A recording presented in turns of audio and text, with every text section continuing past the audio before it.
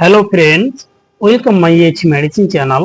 বন্ধুরা, আজকে আমি আলোচনা করব আপনাদের সামনে এই লিজেন 5mg ট্যাবলেট মূলত এটি কি, এটি কোন ক্লাসের মেডিসিন, এটির ইউজ, তার ডোজ এবং তার সাইড ইফেক্ট কি রয়েছে, এটি প্রেগন্যান্সি, ব্রেস্টফিডিং মহিলা, লিভার, কিডনির পেশেন্ট তারা নিতে পারবে কিনা এবং এই মেডিসিন নেওয়ার পরে কি কি ক্ষতি হবে।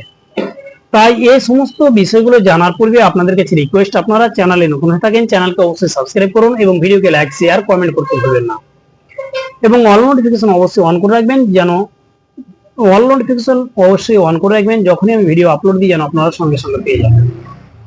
তাই আসুন আর দেরি না করে আমরা সর্বপ্রথমে জানবো এই লিজেন 5mg ট্যাবলেট এটি একটি অ্যান্টিহিস্টামিন ক্লাসের মেডিসিন।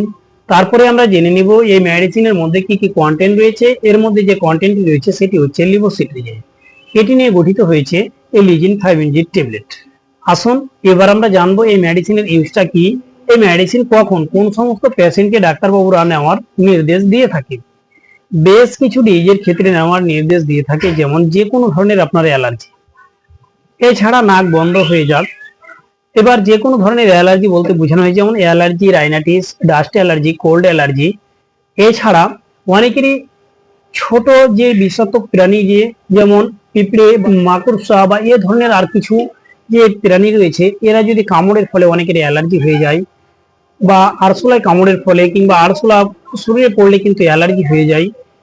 সেই ক্ষেত্রে এছাড়া অনেকেরই চোখ দিয়ে জল আসে, নাক বন্ধ হয়ে যায়, শ্বাসকষ্ট মতো লাগে অ্যালার্জির কারণে, বা আমবাত, এই ধরনের ডিজিজের ক্ষেত্রে ডাক্তারবাবুরা এই মেডিসিনকে নেওয়ার নির্দেশ দিয়ে থাকে। আসুন এবার আমরা জানবো এই মেডিসিন সেবন করার পদ্ধতি বা তার নিয়মটা কি রয়েছে। এই মেডিসিন সেবন করার নিয়ম হচ্ছে একটি করে ট্যাবলেট দিনে একবার অ্যাডাল্টের জন্য নেওয়ার নির্দেশ দিয়ে থাকে। আসুন এবার আমরা জানবো এই মেডিসিন প্রেগন্যান্সি কিংবা ব্রেস্টফিডিং মহিলা তারা কি খেতে পারে, তাদের জন্য সমস্যা দেখা দিতে পারে। এছাড়া যাদের লিভার, কিডনি পেশেন্ট তারাও যদি খেতে চায় তাদেরও কিন্তু সমস্যা দেখা দিতে পারে। কিন্তু লিভার, কিডনি কিংবা প্রেগন্যান্সি, ব্রেস্টফিডিং মহিলা যে এই মেডিসিন যদি খেতে চায় তাহলে অবশ্যই ডাক্তারের সাথে কনসাল্ট করে নেবে। আসুন এবার আমরা জানবো এই মেডিসিন খাওয়ার পরে কোনো কি সাইড ইফেক্ট, কোনো কি ক্ষতি সম্মুখীন হতে পারেন। এই মেডিসিন খাওয়ার পরে বেশ কিছু ক্ষতি হতে পারে। সেই ক্ষতিগুলোর মধ্যে যেমন পড়ে মাথা ঘুরতে পারে, মুখ শুকনো হতে পারে, এছাড়া গলা ব্যথা করতে পারে, এই ধরনের সমস্যা কিন্তু দেখা দিতে পারে। তাই আপনাদের কাছে রিকোয়েস্ট, আপনারা যখনই কোনো মেডিসিন ব্যবহার করবেন ডাক্তারের পরামর্শ নেবেন, তারপরেই ব্যবহার করবেন।